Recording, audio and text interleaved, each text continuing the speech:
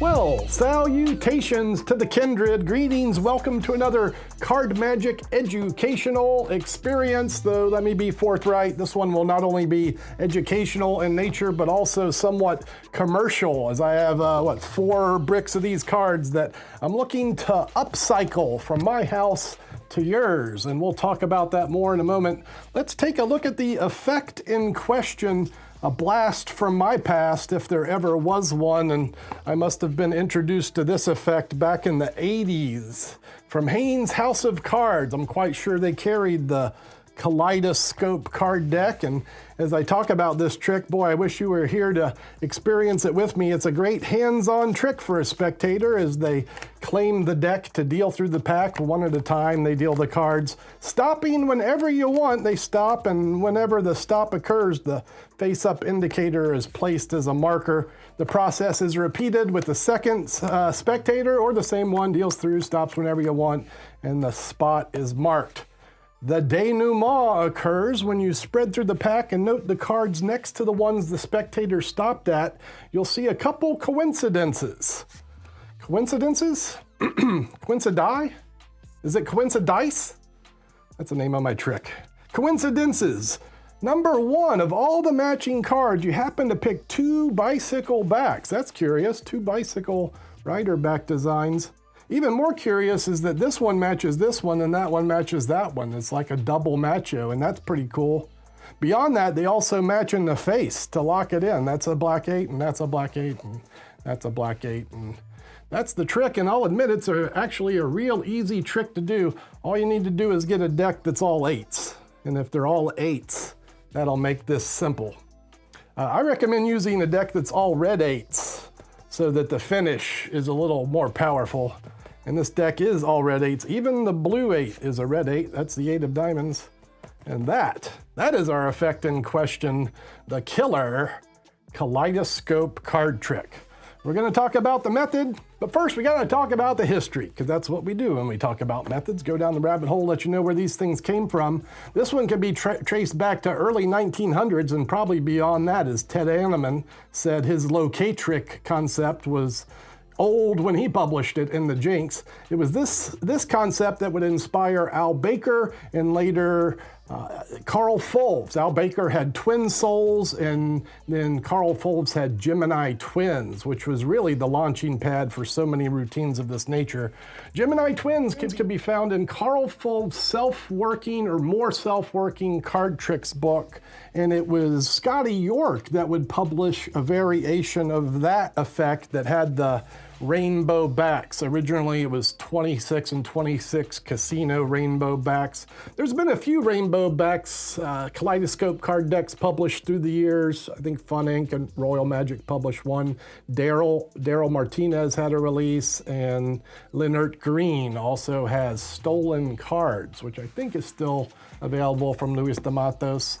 All of these are great renditions. I'm going to kind of harken back to the original Twin Souls procedure. I do have some handling touches that I'll talk about throughout the course of this tutorial, and some other avenues that you might decide to look at. And then at the end of this, we'll take a look at Karl Fulves' Gemini Twins so that you can do this with a regular deck of cards.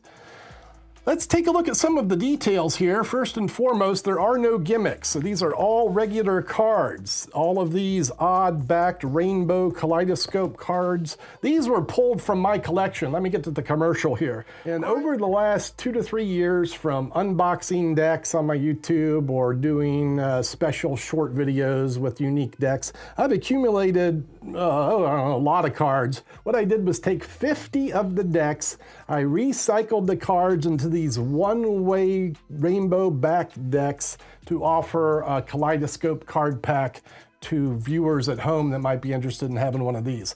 You can find these offerings at conjure.com. I'm going to sell these for 15 bucks. I think it's a fair price considering the time, effort, and price I had to pay originally. And as well, I'll be signing and numbering the instruction sheets on these. So when you buy one of these, keep in mind you'll be getting a little memorabilia. A lot of these cards have seen their time on social media, and then you'll get a little signed and numbered thing. Number 1, I'm going to give away on this channel. So if you would like to maybe just have one of these for free, do yourself a kindness and leave a comment on the video here, and in a week or two I'll pull a rando comment and someone will get one of 50 of these homebrewed Cons Kaleidoscope card decks. All right, back to the details here. What do we got? We have a bunch of cards that are all the same on the face. So this is a one-way deck with all, in this case, red 8s. Whatever these cards are will be the opposite color of these cards. And the machos here, the 2 red bikes and the 2 blue bikes, they start in this position to make the trick work. One of them is on top of the pack and one of them is on the bottom of the pack. These 2 cards are introduced face up. So you start the trick with these cards face up. Lennart's wonderful procedure is to start with them in the middle of the deck, and then as you remove them, use this as a position to cut the pack before the spectator starts dealing through the deck.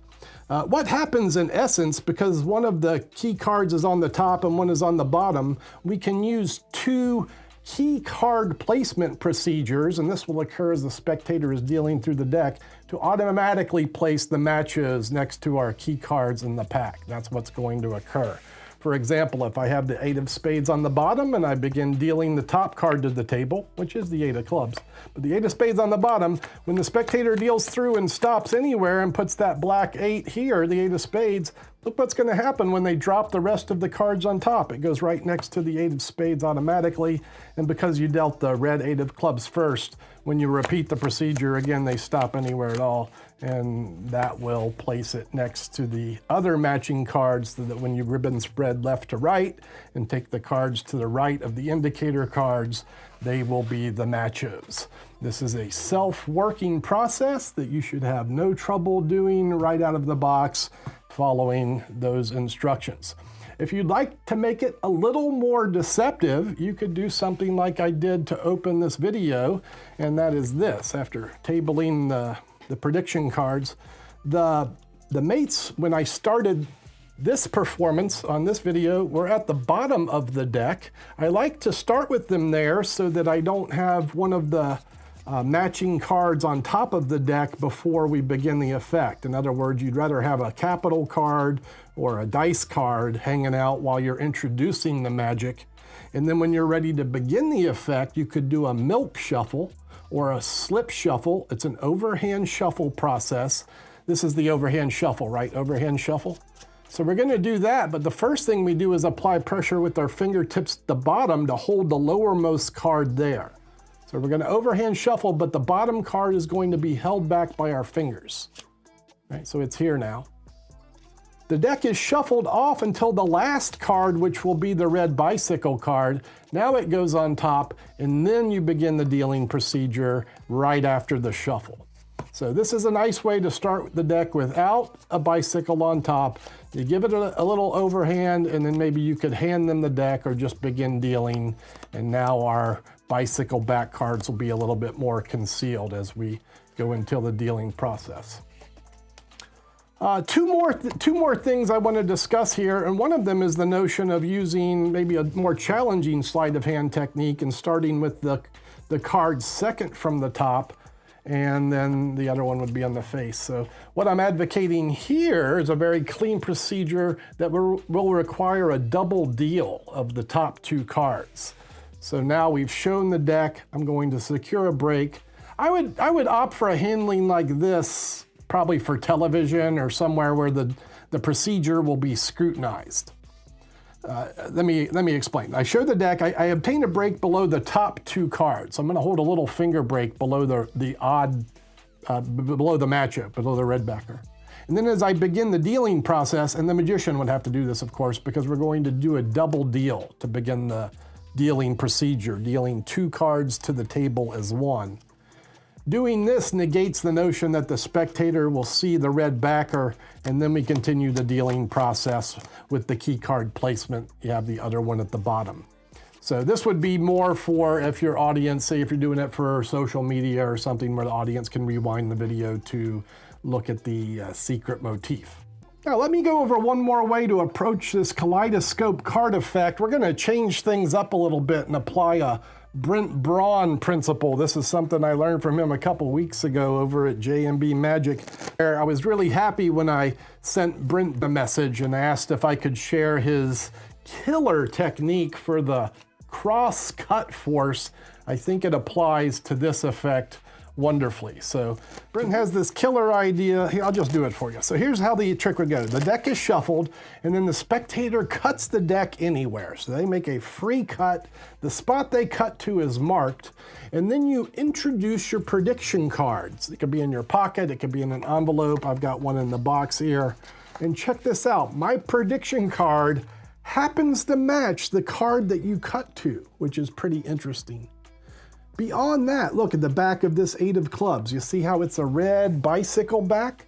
That also matches the prediction that I placed aside to begin with.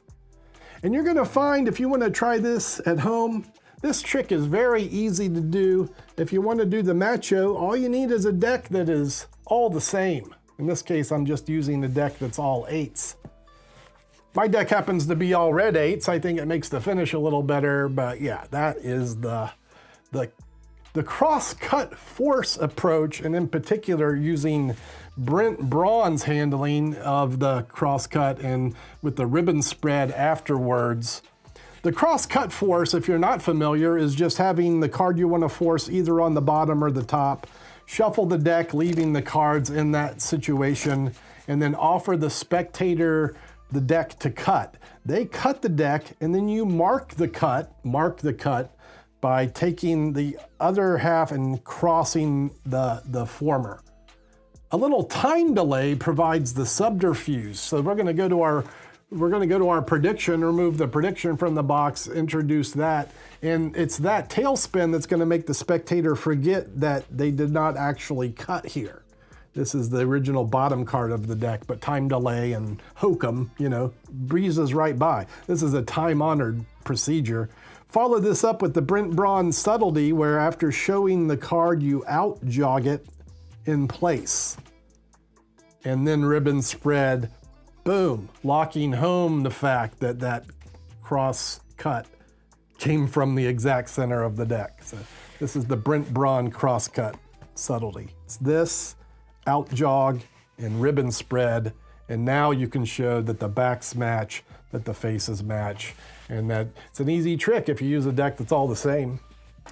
And is that all I have to say about the Kaleidoscope cards? Well, not quite, because I'm going to talk about the Karl Fulves handling of the Gemini Twins.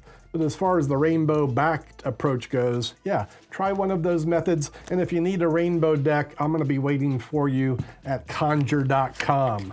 But for those of you who don't want a rainbow deck, or don't need a rainbow deck, ain't into crazy cards, here's the approach using just a standard pack of cards. Again, this goes back to an Animan. He used it as an impossible location procedure to place 2 key cards around a selection. So yeah, let's take a look at the Karl Fulves Gemini Twins approach, and you can do this with any deck of cards well shuffled. All you need to do is this. You take the shuffled deck, and as you apparently remove some random predictions, you're taking the macho cards to the face of the deck and the top of the deck. So the red 3, the 3 of diamonds, you'll remove that, and then the 5 of spades be the 5 of clubs, and remove that as well. Now your spectator doesn't see this, of course. They just see you taking the 2 prediction cards out and handing them the cards. So now we've got the match to the 3 on the bottom, match to the 5 on the top. Same trick. You just deal through the deck. They stop wherever they want. This one goes back, the deck's placed.